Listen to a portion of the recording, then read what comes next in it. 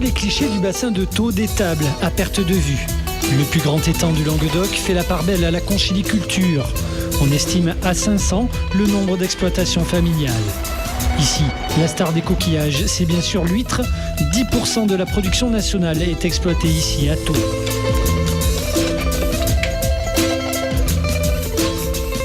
Depuis les années 1920, des générations d'ostréiculteurs se transmettent leur art. Un art devenu difficile à exécuter. Depuis 4 ans, chaque année, près de 90% des naissins meurent au printemps. Issus pour la plupart des closeries de la côte atlantique, ces bébés huîtres sont victimes d'un virus en perpétuelle mutation. Face à ces mortalités, 2 associés ont décidé de réagir en s'appuyant sur cette hypothèse, l'affaiblissement génétique des huîtres du bassin.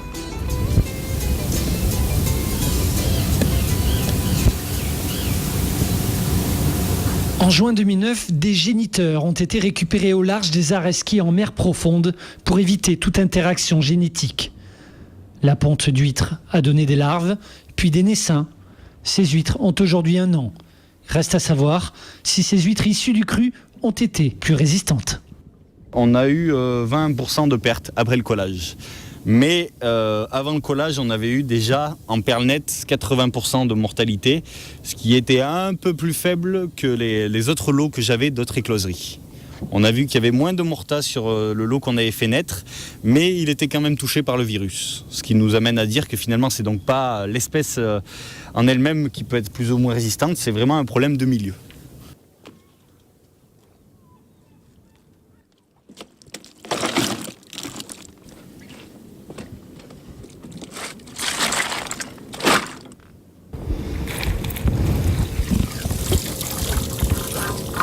Alors celle-ci là Alors celles-ci, ce sont pareil, le même lot qu'on a fait naître l'année dernière, qu'on a essayé donc de faire naître. Et elles sont restées, celles-ci, dans un milieu un peu plus confiné à Marseillan. Et on les a récupérées hier pour les mettre dans l'étang. Étant donné qu'elles ont une taille un peu plus grosse, on espère qu'elles souffreront moins du virus, donc qu'elles résisteront mieux pour pouvoir avoir moins donc, de mortalité, forcément. Il s'agit du même lot, elles ont aussi 13 mois, celles-là, mais on peut voir qu'elles ont beaucoup plus poussé que sur nos cordes, sur les autres huîtres qui étaient sur corde dans l'étang depuis bien longtemps. Simon et son associé produisent péniblement 15 tonnes par an, malgré leurs 5 tables et une capacité d'environ 28 tonnes. Chargée de 6 baluchons destinés au marché, l'embarcation croise des techniciens de l'Ifremer. Les scientifiques analysent l'eau du bassin pour voir si elle est riche en larves pour le captage. Le captage, c'est quand les larves trouvent un point d'accrochage pour croître et se transformer en essaim. Il y a un tiers du lot qu'on avait laissé chez M. Blanc qui a très bien poussé et donc on a pu garder. C'est-à-dire que chez lui ça ne meurt pas, à chaque fois c'est impressionnant. Nous on parle vraiment de problèmes de milieu. Mais je trouve que c'est une bonne initiative parce que jusqu'à présent on utilisait du naissin qui provenait de l'Atlantique et qui est habitué aux eaux plus froides qu'ici.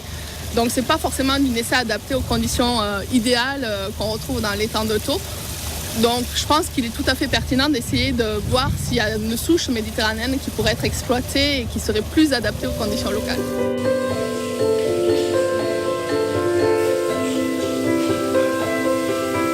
À côté de Philippe, M. Blanc, chez qui les naissins de souches méditerranéennes ont grandi. Dans cette écloserie de Marseillan, les huîtres reproductrices subissent un choc thermique. En le passant d'une eau de 15 à 25 degrés, l'animal pond des gamètes mâles ou femelles. L'expulsion des gamètes a commencé. On a fait un prélèvement d'eau qu'on a passé sous microscope et on a déterminé savoir si c'était du spermatozoïde ou des ovules. Donc sur le bac de gauche, c'est une femelle, donc on a déterminé une femelle. Et sur le bac de droite, on a déterminé un mâle. Ensuite, les gamètes mâles et femelles sont mélangées. Si la fécondation se fait, les larves vont se transformer. Après 15 jours environ, une sorte de pied va se former. La larve s'appelle pédivéligère et à ce moment-là, elle est prête à être fixée. Et c'est ce moment précis qui est très important, la fixation, parce que c'est de là que que la larve va devenir huître. C'est à ce moment-là qu'on parle d'huître ou de naissin d'huître. Donc là, elles ont été fixées sur la microbrisure, donc.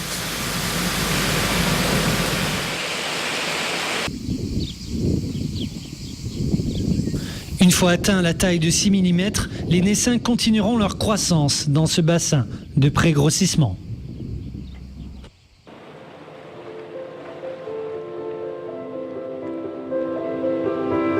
La pépite du bassin de Thau se fait de plus en plus rare. Aujourd'hui, les ostréiculteurs produisent péniblement 40% de ce qu'ils faisaient avant 2006 et l'apparition du virus.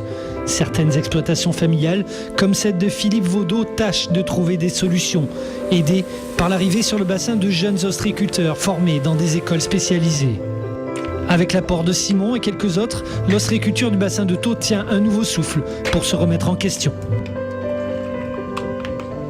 Pendant des années, l'ostréiculture a vécu sur ses acquis. On ne voulait pas, on savait bien coller nos huîtres, on savait les mettre en production, on savait qu'il fallait tant de mois pour avoir une huître à taille mature.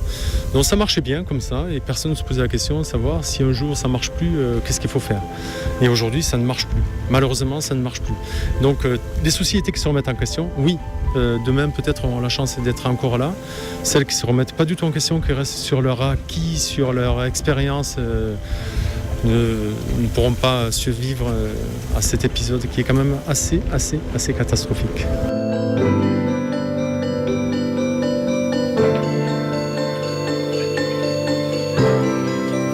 Dans les années 70, l'espèce d'huître répandue sur le bassin avait soudain disparu, victime d'un virus. Elle avait été remplacée alors par une souche japonaise. 30 ans après, les ostréiculteurs ont deux options pour sortir de cette nouvelle crise. Réintroduire une nouvelle espèce ou bien travailler sur la reproduction et les naissances. Grâce à l'initiative de Philippe et Simon, l'idée d'une huître 100% méditerranéenne fait son chemin.